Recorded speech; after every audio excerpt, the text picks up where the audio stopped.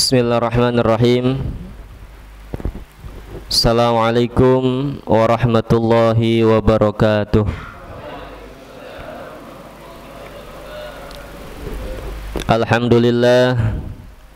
Alhamdulillahi wa kafa, wassalatu wassalamu ala rasulillahin nabiyil mustafa wa ala alihi wa ashabihi syurafa wa man tabi'ahum bi ihsanin waffa wa wafa. Amma ba'd, faqala Allah ta'ala fi kitabihil karim, a'udzu billahi minasy syaithanir rajim, bismillahirrahmanirrahim. Yarfa'illahu alladhina amanu minkum walladhina utul ilma darajat. Wa qala an-nabiyyu sallallahu alaihi wasallam, talabul ilmi faridatun ala kulli muslimin wa muslimah. Hadirin jamaah Suling Forsima yang mudah-mudahan dirahmati Allah subhanahu wa ta'ala. Pertama-tama marilah kita panjatkan puja serta puji syukur kehadirat Allah subhanahu wa ta'ala yang telah memberikan kita berbagai macam kenikmatan di subuh-subuh yang masih dingin ini. Kita bisa hadir di tempat ini, mudah-mudahan hadirnya kita membawa keberkahan baik untuk diri kita sendiri maupun untuk keluarga kita dan lingkungan kita, dan mudah-mudahan Allah subhanahu wa ta'ala senantiasa melimpahkan taufik dan hidayahnya kepada kita semua, amin ya rabbal alamin. Salawat dan salam tidak lupa kita haturkan kepada junjungan alam Nabi Yuna Muhammad sallallahu alaihi wasallam, baik kepada keluarganya, kepada para sahabatnya, dan juga kepada para pengikutnya. Mudah-mudahan kita semua yang hadir di tempat ini senantiasa akan mendapatkan syafaat dari baginda Rasulullah sallallahu alaihi wasallam, dan juga mudah-mudahan kita semua mendapatkan syafaat baginda Nabi Muhammad di yaumil qiyamah, amin ya rabbal alamin. Yang saya hormati para asatidah dari berbagai masjid ini, dari mulai mana nih, paling ujung ya, Baitur Rahman, Ustadz Rosyad, kemudian Ustadz siapa, Furqon, ada enggak? Enggak ada Ustadz Furqon, sama Ustadz Rosyad belum kelihatan. Kemudian dari mana lagi, dari Masjid Al-Hidayah ya yang paling, kemudian juga dari Masjid Al-Khairat, dan juga dari masjid, dari Musolah Darul Istiqomah, dari masjid-masjid yang lainnya yang tidak saya sebutkan satu persatu. Mudah-mudahan para asatidah yang selalu senantiasa memakmurkan masjid diberikan kesehatan oleh Allah subhanahu wa ta'ala, dipanjangkan umurnya, dan mudah-mudahan diberikan keberkahan hidupnya, amin ya rabbal alamin. Dan yang saya hormati Ketua Forsima yaitu Al-Mukarram Ustadz Afandi, dan juga para pengurus yang lainnya. Mudah-mudahan Allah subhanahu wa ta'ala senantiasa memberikan keberkahan, dan juga mudah-mudahan diberikan istiqomah dan juga diberikan kelancaran, amin ya rabbal alamin.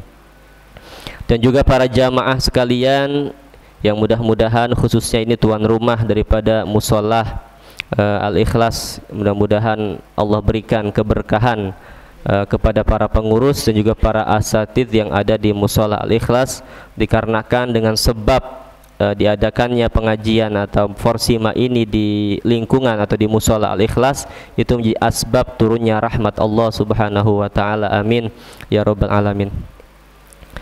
Hadirin yang dimuliakan Allah subhanahu wa ta'ala, mungkin biasa saya itu udah sering kelihatan ya di mana-mana. Jadi kayaknya pengajiannya udah kayak malam Senin, jadi ini malam Minggu ya. Ini ustadznya bukan dari jauh-jauh, nih ustadz dalam juga. Tapi alhamdulillah, mudah-mudahan walaupun kita sering bertemu jangan sampai bosan gitu ya. Jangan sampai ada bosan, karena memang alhamdulillah Saya sering namanya bertatap muka dengan para jamaah di berbagai masjid, tapi mudah-mudahan meskipun hari ini saya hadir dan tadi malam juga sudah ngisi di masjid-masjid yang lain, tapi mudah-mudahan tetap kita istiqomah memakmurkan kegiatan kita ini, dan mudah-mudahan kita senantiasa bisa kita lanjutkan seterusnya. Ini alhamdulillah dulu saya pernah ngisi Forsima nggak serame ini, Ustaz. Ini alhamdulillah udah mulai banyak rame, alhamdulillah. Mudah-mudahan berkah, amin ya rabbal alamin. Hadirin dimuliakan Allah Subhanahu wa taala, ini berkaitan dengan Muharram. Kita tahu bahwa tahun baru Islam ini kita adakan ya, dan kita biasakan di lingkungan masjid ataupun di musola. Biasanya kita awali di asar dengan membaca doa akhir tahun, kemudian di waktu maghrib kita adakan doa awal tahun. Nah, berkaitan dengan Muharram ini, itu sekarang kita masuk kepada tahun 1445 Hijriah. Sedikit saya akan menjelaskan berkaitan dengan hijrahnya Nabi Muhammad SAW, yaitu di mana beliau melakukan hijrah dari kota Mekah ke kota Madinah karena perintah Allah Subhanahu wa taala, yaitu agar Islam ini bisa berkembang, agar Islam ini bisa tersebar. Karena di kota Mekah pada saat itu agama Islam ini menjadi agama yang dimusuhi oleh kebanyakan daripada kaum kafir Quraisy. Maka para sahabat melakukan hijrah. Nah, di dalam hijrah ini saya ingin menegaskan bahwa ada hadis Nabi Muhammad yang menjelaskan tentang pentingnya niat. Jadi orang itu ketika melakukan suatu amal, itu paling penting adalah niatnya. Maka ada sebuah hadis di mana hadis ini diriwayatkan oleh Imam Bukhari dan Imam Muslim dari An Amiril Mu'minina Abi Hafsin Umar bin Al-Khattab radhiyallahu taala anhu, dari Amiril Mu'minina Imam Abi Hafs Umar bin Khattab radhiyallahu taala anhu, semoga Allah meridhai beliau.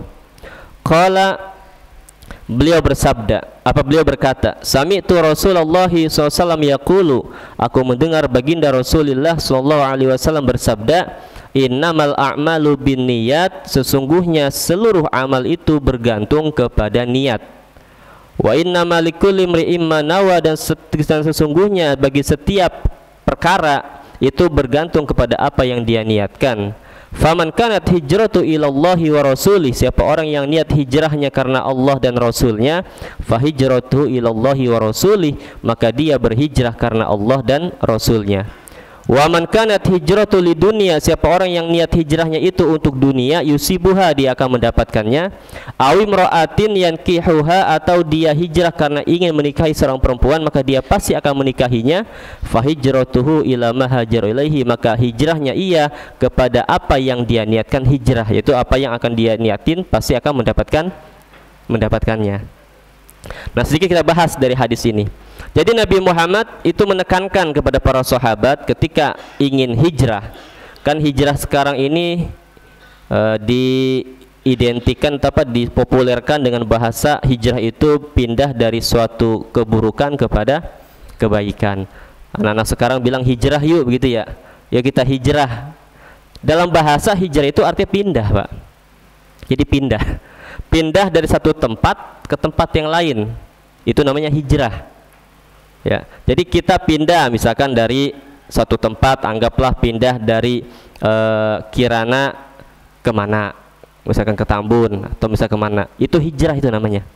Nah, Nabi Muhammad dan para sahabat itu melakukan hijrah, yaitu dari kota Mekah ke kota Madinah.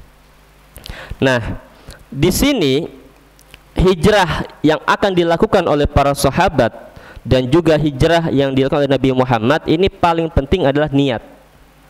Karena jangan sampai termasuk kita juga ketika kita mau datang hadir tempat ini berarti kita hijrah nih, pindah nih, meskipun hanya sebentar, yaitu pindah dari rumah kita ke masjid. Nah, dalam perpindahan ini yang paling penting, yang paling harus kita perhatikan adalah niat. Nah, kita bahas sedikit demi sedikit hadis yang akan saya bahas ini.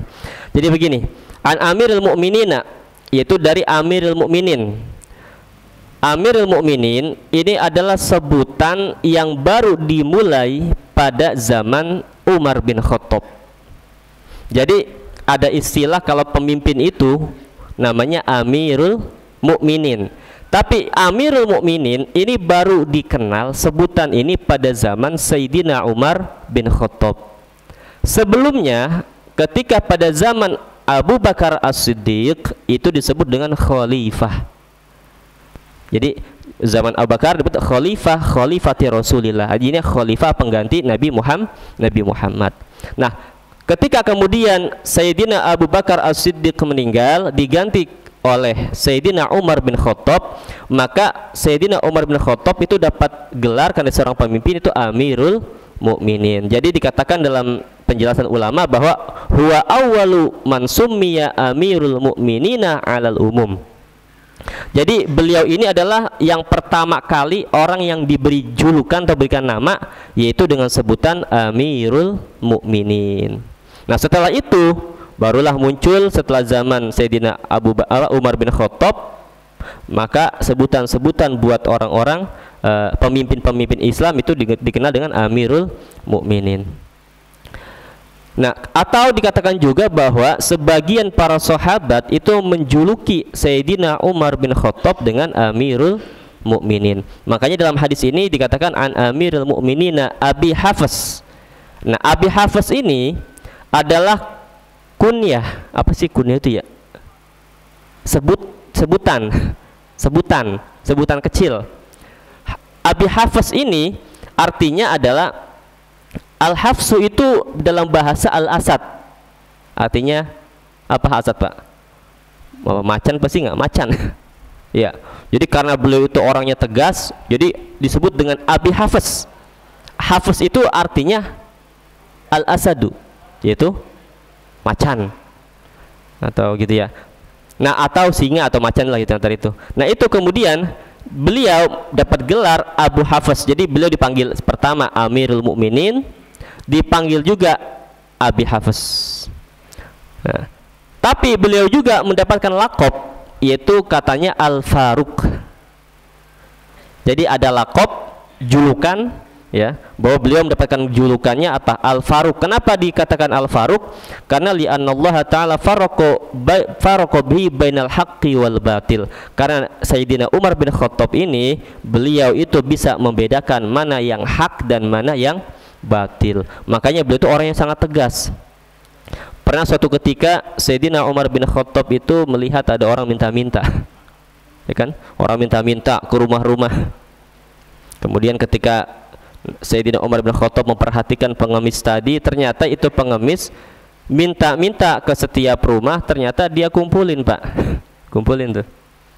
Dan kan orang zaman dulu sama sekarang nggak jauh beda gitu. Minta-minta dikumpulin. Beda dengan orang yang minta-minta hanya untuk mencukupi kebutuhan perutnya hari itu. Ini nggak dikumpulin. Itu zaman itu baru makanan aja, belum uang itu. Ya, kemudian Sayyidina Umar memperhatikan, setelah digeledah ternyata dia ini apa? Minta-minta, tapi ya tadi untuk demi tujuan keuntungan. Artinya kalau kita bilang nih mafia minta-minta gitu ya kan, banyak sekarang itu. Jadi orang dipekerjakan untuk minta-minta, anak kecil sampai orang dewasa di minta-minta. Nanti udah kekumpul, nanti ada bosnya tuh. Nah, Sayyidina Umar tahu, nah ini orang pasti periksa bajunya itu ada makan, maka dia dihukum dan makanan yang dikumpulkan itu diberikan kepada kuda, yaitu yang kuda yang punya negara atau kuda Baitul Mal. Nah, ini maksudnya kenapa? Karena itu beliau itu paling faham tentang hukum, sehingga perkara itu beliau yang pertama, mungkin bisa dikatakan beliaulah yang berani melakukan tindakan seperti itu, padahal itu kepada orang yang dianggap orang miskin, tapi salah itu. Makanya beliau tuh sangat-sangat bisa membedakan mana yang hak dan mana yang batil. Nah, dikatakan juga bahwa Sayyidina Umar bin Khattab ini disebut orang yang menjaharo bil Islam, atau dikatakan huwa awwalu man jaharo bil Islam. Beliaulah satu-satunya sahabat yang pertama kali sahabat yang menampakkan dirinya memunculkan dirinya untuk menampakkan keislamannya. Kita sering dengarlah sejarah Umar bin Khattab, bagaimana beliau sampai memproklamirkan yang namanya apa? Keislamannya. Nah, itu semua disebabkan daripada doa Nabi Muhammad, di mana Nabi Muhammad berdoa kepada Allah, Allahumma izzal Islam bihabbir rajulaini ilaika. Kata Nabi Muhammad, ya Allah, muliakanlah atau perkuatlah atau perhebatlah Islam ini dengan dua orang laki-laki yang paling baik atau yang paling dicintai menurut Engkau ya Allah. Siapa itu? Yang pertama Umar bin Khattab, dan yang kedua Amr bin Hisham atau disebut dengan Abu Jahal. Jadi Nabi Muhammad itu mendoakan, itu dua-duanya doakan, ya Allah, ini antara dua orang ini orang hebat. Jadi kalau kita mah premannya lah gitu ya. Ini setiap Islam mau berdakwah di Mekah ini dihalangi oleh dua ini. Satu Umar bin Khattab, kedua Amr bin Hisham atau disebut dengan Abu Jahal. Maka Nabi Muhammad doa, ya Allah, perkuatlah Islam ini dengan dua orang yang paling Engkau cintai. Maka ternyata Allah Subhanahu wa taala memberikan hidayah kepada satu di antara dua tadi, yaitu kepada Sayyidina Umar bin Khattab radhiyallahu an. Adapun Amr bin Hisham sampai akhir hayatnya dia tetap dalam keadaan kafir, naudzubillah. Nah, kemudian beliau juga ini masuk Islam kurang lebih pada tahun ke-6 atau ke-5 dari kenabian. Jadi ketika Nabi Muhammad mengumumkan bahwa beliau seorang nabi, maka Umar bin Khattab itu masuk Islam kira-kira 5 sampai 6 tahun dari mulai Nabi Muhammad menjadi nabi. Nah, kemudian qala berkata, sami'tu Rasulullah sallallahu alaihi wasallam yaqulu, aku mendengar daripada baginda Rasulullah sallallahu alaihi wasallam, beliau bersabda, innamal a'malu binniyat. Kata Nabi Muhammad, sesungguhnya segala amal itu bergantung kepada niatnya. Makanya niat ini sangat penting, Pak. Bahkan dikatakan oleh para ulama bahwa niat itu lebih baik daripada apa yang kita kerjakan, Pak. Makanya ada ungkapan begini dalam sebuah hadis, dalam sebuah ungkapan, ya hadis juga sih, termasuk dalam kata ulama ini hadis, meskipun ini hadisnya jarang diutarakan, tapi ini hadis juga, yaitu riwayat Imam Abu Naim. Dikatakan bahwa niyatul mu'min ablagu min amalihi wa niyatul fajir syarrun min amalihi. Niat orang mukmin, Pak, ada orang mukmin yang beriman niat, saya pengen sholat, saya pengen zikir, saya pengen ini, itu sebenarnya apa? Lebih baik, Pak, daripada amalnya. Daripada amalnya. Ada orang pengen sholat tahajud, dia orang beriman, dia pengen sholat tahajud, ternyata pada kenyataannya ntar malam nggak bangun tahajud. Tapi niat dia itu sebenarnya sudah bisa menyampaikan diri dia kepada tahajud pahalanya, meskipun tidak melakukan tahajud. Makanya kenapa Nabi Muhammad mengatakan, bahkan dalam kitab ini kitab ini ada kitab Al-Jawahir, yaitu hadis Arba'in An-Nawawi. Dalam hadis pertama, baginda Rasulullah ini menyatakan, dikutip oleh ulama tentang pentingnya niat. Makanya sampai sekarang, Pak, kita ngelakuin apa juga, sholat, puasa dan sebagainya, pakai niat. Kita mau sholat, kita baca usolli fardol, misalkan subhi, fardol subhi, fardol zuhri dan sebagainya, itu pakai niat. Meskipun mungkin ada yang mengatakan bahwa ini niat dari mana dalilnya, ya kalau kita lihat dalil secara umum, ya ada, itu tadi innamal a'malu binniyat, itu secara umum dalilnya, bahwa kita memang diperintah sama Nabi Muhammad dan diingatkan bahwa niat itu penting. Nah, ada istilah niat itu dilafazkan seperti tadi. Ada niat yang tidak dilafazkan, itu dalam hati. Nah, karena niat ini penting, maka dikatakan niat orang mukmin ketika dia ingin berbuat baik itu lebih baik daripada amalnya. Kenapa demikian? Bisa jadi ketika dia niat, saya pengen niat ngaji Quran, ketika dia baca Quran munculkan tuh, Pak, sifat riya, sifat ujub. Akhirnya apa yang terjadi? Niat yang pertama awalnya bersih, Tapi di tengah jalan ketika dia lakukan niat tersebut, dia amalkan, ternyata tercampur dengan berbagai macam tadi keburukan. Makanya kalau kita misalkan punya niat apa, niatin aja udah. Saya niat pengen berangkat haji, saya pengen niat pengen ngaji, saya pengen niat sedekah ke masjid, ke musola, niatin aja. Karena bisa jadi niat kita itu paling baik Pak dibanding kita pas udah punya duit sedekah. Misalkan contoh saya niat pengen ngasih sedekah ke masjid 100 juta misal. Ini kan niat nih, biar niat mah. Tahu-tahu punya duit 100 juta, saya yakin Bapak nggak akan ngeluarin 100 juta. Bener? Nggak bakalan. Berapa yang dikeluarin? 2,5% Pak Ustadz. Nah, ya bener kan? Akhirnya apa yang terjadi?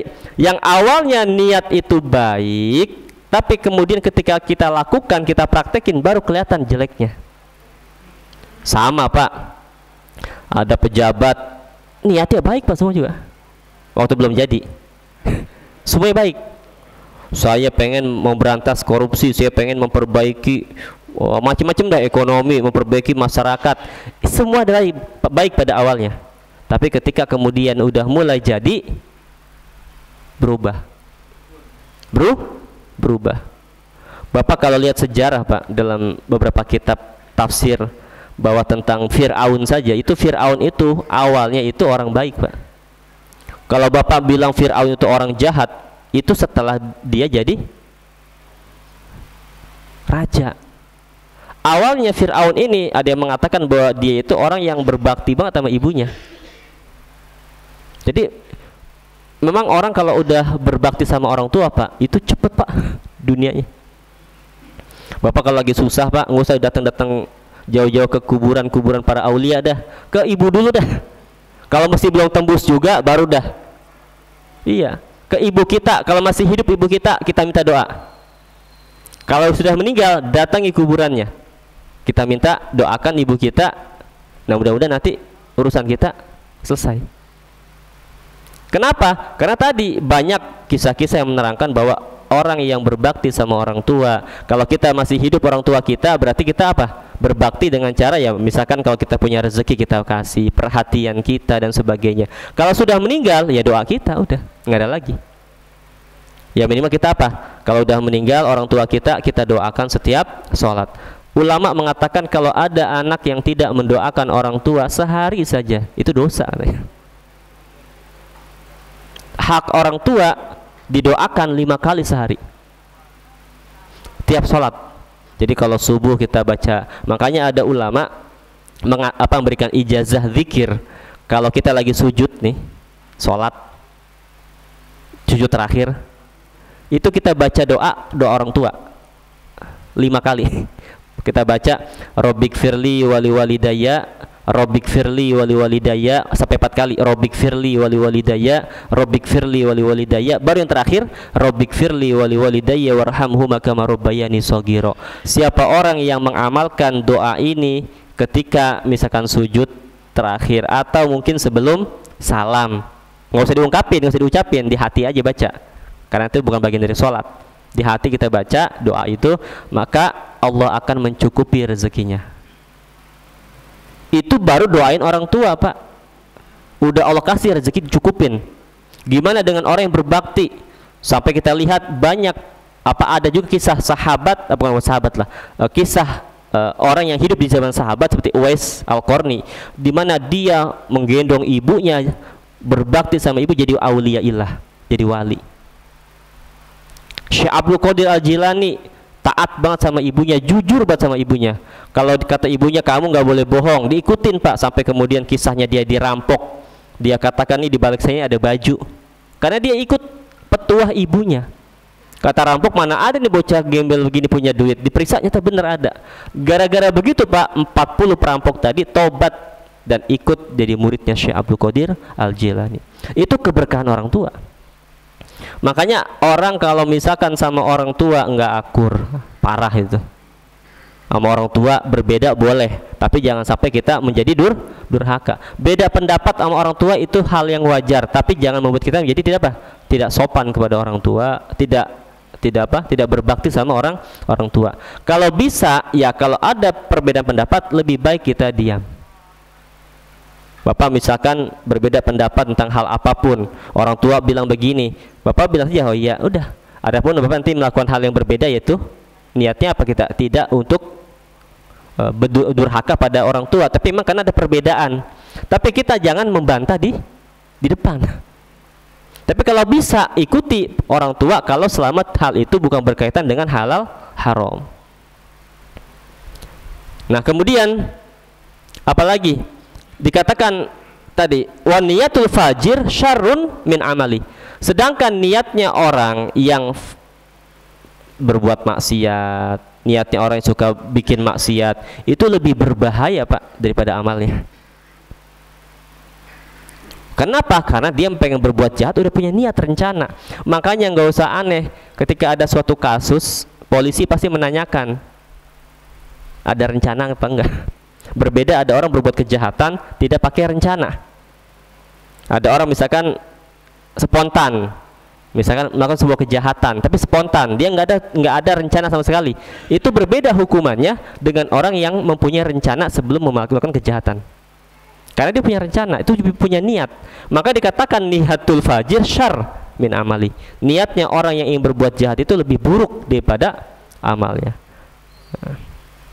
Kemudian apa? Segala sesuatu yang kita niatkan ini, ya, kita niatin apapun, kalau ada orang niatnya itu hanya mengejar urusan dunia, insya Allah dapat. Orang misalkan contoh hijrah ke satu tempat, dari kampung ke kota, dia niat saya pengen hijrah, ingin memperbaiki kehidupan saya. Dia niat sebelum berangkat hijrah dengan niat itu, insya Allah dapat. Seperti mungkin Bapak mungkin ngerasa juga dulu sebelum di perumahan niatnya apa, ketika di perumahan yang diniatin itu didapatkan. Awalnya niatnya apa? Saya pengen supaya kehidupan lebih baik, Allah berikan. Tapi niat itu harus kuat, dan niat itu harus selalu diperbaharui. Tapi di antara niat-niat yang tadi, dari mulai niat kepengen dapat dunia, niat kepengen supaya mendapatkan istri yang cantik dan sebagainya, itu semua adalah urusan-urusan dunia yang hakikatnya itu tidak berarti di hadapan Allah Subhanahu wa ta'ala. Maka niatkanlah hijrah kita itu untuk kepada menuju Allah dan menuju baginda Rasulullah SAW. Jadi kalau kita niat hijrah kemanapun, kita niat pindah tempat, pindah rumah, atau pindah keadaan kita, dari mulai niatin semua karena Allah. Sehingga nanti mudah-mudahan dengan kita niat karena Allah dan Rasulnya, maka dunia akan kita dapatkan tanpa harus kita minta. Beda sama orang yang niatnya emang dunia, ya dunia dia dapat, tapi akhiratnya tidak dapat. Oleh karena itu, inilah yang sangat Nabi Muhammad tekankan ketika para sahabat ingin melakukan hijrah. Nah, hadis ini saya pernah mengaji kepada almarhum al-maghfurlah guru saya. Ini hadis ini hanya satu-satunya yang diriwayatkan oleh sahabat, hanya Sayyidina Umar bin Khattab. Kalau Bapak cari hadis ini, siapa yang selain hadis ini yang meriwayatkan? Hanya Umar bin Khattab. Maka dikatakan ini hadisnya hadis ahad. Jadi hadisnya itu benar-benar cuma sendirian. Nanti Umar bin Khattab itu yang meriwayatkan, pindah lagi yang kedua, satu orang lagi, begitu seterusnya. Jadi itu hadis ahad. Nanti boleh dibahas tentang apa, taisir apa, tentang istilah-istilah hadis. Jadi nanti ada hadis, kita tahunya cuma dhaif ya, sahih, dan bukan dipakai. Kalau udah dhaif udah nggak boleh dipakai. Padahal dhaif itu berkaitan dengan fadhail boleh. Misalkan kita nemuin hadis tentang keutamaan bulan suci Ramadan, itu hadisnya nggak sahih 100%, Pak. Tapi juga tidak menjadi hadis maudhu, dhaif. Tapi kalau hadis itu dhaif, tiba-tiba ada hadis yang sahih yang mendukung hadis dhaif, maka hadis dhaif naik menjadi hadis hasan. Itu pertimbangan orang-orang hadis begitu. Jadi enggak semua hadis itu kemudian ini hadis dhaif. Lama-lama kalau semua hadis didhaifin, nanti ilmu hadis hilang, Pak, lama-lama. Justru ulama itu membuat definisi ilmu hadis supaya orang faham. Makanya kadang ada kitab yang isinya kayak Adabul Mufrad, itu isi hadisnya campuran. Ada yang sahih, ada yang dhaif, ada yang macam-macam. Tapi semua itu kitabnya nggak dibuang. Itu ulama yang mengarang. Siapa yang mengarang? Yaitu Al-Imamul Bukhari radhiyallahu an. Imam Bukhari punya kitab Sahihul Bukhari, tapi beliau sebenarnya punya riwayat hadis itu nggak segitu banyak. Kalau kita lihat dalam hadis Imam Bukhari, itu kurang lebih beliau punya hadis 6 ribuan kalau saya nggak salah, kurang lebih. Itu pun diulang-ulang. Apa diulang maksudnya? Diulang-ulang ada hadis yang sama, yang isinya sama, cuman beda yang meriwayatkan. Itu kurang lebih 6 ribuan. Kurang lebih ya. Bisa lebih sih, kalau kurang nggak 6 ribuan lebih. Nah itu hadis itu kadang ada yang sama. Misalkan contoh hadis ini berkaitan rukun iman misalnya gitu ya. Misal ya, hadis yang lain juga sama, cuman beda apa? Beda matan pengucapan dan juga beda yang meriwayatkan. Tapi Imam Bukhari sendiri sebenarnya beliau pun punya hadis bukan hanya itu yang dia hafal, banyak Pak. Makanya dulu dikatakan oleh guru saya itu bahwa beliau punya kitab diantaranya Adabul Mufrad, yaitu kitab apa? Itu hadis yang beliau pisahkan dari hadis sahih. Kenapa beliau kemudian tidak membuang itu? Ya karena memang itu ilmu. Bisa jadi kata Imam Bukhari, apa yang saya bilang sahih bisa jadi tidak sahih menurut ulama yang lain, meskipun ulama sepakat semuanya sahih. Nah di era sekarang muncul perdebatan ya kan, apakah benar Imam Bukhari itu semuanya sahih? Nah gitu kan, ada yang muncul perdebatan. Karena apa? Bisa jadi Imam Bukhari punya hadis yang tidak sahih, kemudian diambil sama Imam Ahmad, yaitu kitab Al-Musnad. Diambil, dikumpulin. Yang enggak sahihnya Imam Bukhari, yang menurut beliau enggak sahih, dikumpulin. Yang anehnya Imam Ahmad malah dikumpulin, dijadikan kitab sama beliau. Kitab hadis. Nah, kemudian ulama-ulama sekarang mulai ada yang membahas, meskipun ini jadi sebuah kontroversi. Apakah benar ini hadis ini masih ditanyakan kesohihannya? Di antaranya yang memang yang sering ada yang mengatakan nanti apa? Seperti kalau kita perhatikan Hasan Al-Banna atau Al-Albani, itu yang sering dipakai. Dia itu bukan orang hadis, tapi dipakai sama sebagian orang bahwa dia bisa mengkoreksi tentang kesohihan Imam Bukhari. Yang lucunya beliau itu mengkritik Imam Bukhari, misalkan contoh ini hadis ini wasohahu Albani, disohikan oleh Imam Albani, padahal Imam Bukhari sendiri ahli hadis, tapi ulama ada yang sampai kemudian berani mengatakan itu tidak sahih. Tapi itu bagian dari ilmu, bagian dari ilmu. Tinggal kita ya berargumen saja dari mana ketidakkesahihannya. Ada lagi yang sekarang muncul lagi yang mengatakan bahwa ada hadis di Imam Bukhari ketika mengatakan tentang firqah Islam itu terbagi jadi berapa? 73. Kemudian yang satu selamat, yang lain tidak selamat. Muncul para pemikir Islam, kenapa hadis ini bisa masuk ke Imam Bukhari sampai begitu? Kenapa? Karena gara-gara hadis ini menjadi perpecahan dan pertikaian umat Islam sampai sekarang. Orang dengan dalil hadis itu kemudian mengatakan bahwa kamu ini sesat, saya benar. Sampai segitu tuh ulama. Nah ini kan tugasnya ulama itu ya, memang ilmu itu selalu apa? Ilmu itu selalu apa? Ya berkembang. Jadi kita nggak usah aneh. Makanya nggak usah aneh kalau ada tafsir Quran yang dulu bilang begini, ketika kemudian tafsir Quran lagi setelah ke zaman ini berbeda. Karena itu semua keilmuan. Karena ilmu itu terbatas pada lingkungan. Bapak punya pemikiran, misalkan saya taunya begini karena lingkungan Bapak begini.